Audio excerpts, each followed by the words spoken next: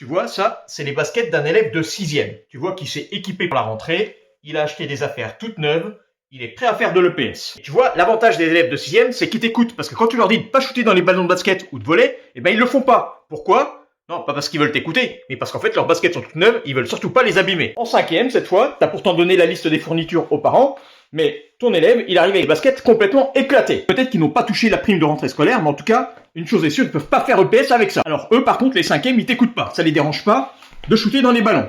Qu'est-ce que tu veux qu'il arrive à leur paire de chaussures de toute façon? Ça peut franchement pas être pire que ça. Arrivé en 4e, cette paire de chaussures-là, elle est partie à la poubelle, et les élèves arrivent enfin avec une belle paire, correcte, pour pouvoir faire du sport. Évidemment, le prof de PS fait toujours la même remarque, on ne shoot pas dans les ballons. Mais l'élève de 4e, il est insolent, il en a rien à battre, et il shoot quand même dedans. Alors oui, ça va peut-être abîmer ses chaussures, mais il préfère se faire plaisir plutôt que d'écouter le prof, ou même ses parents. Et enfin, en 3e, notre élève arrive avec une nouvelle paire de baskets, les TN à la mode, c'est la fashion victime. Par contre, à un moment donné, il va falloir lui dire que trop de style tue le style, parce que la languette comme ça, c'est pas possible. Et les filles en 3e, elles mettent quoi comme chaussures? Bah, elles aiment pas l'EPS, elles aiment pas le sport. Donc quand elles viennent en EPS, elles ont des bottines aux pieds. Pas très pratique, mais au moins comme ça, elles évitent de faire la séance de sport. Puis tu comprends, quand tu transpires, tu fais couler le fond de teint.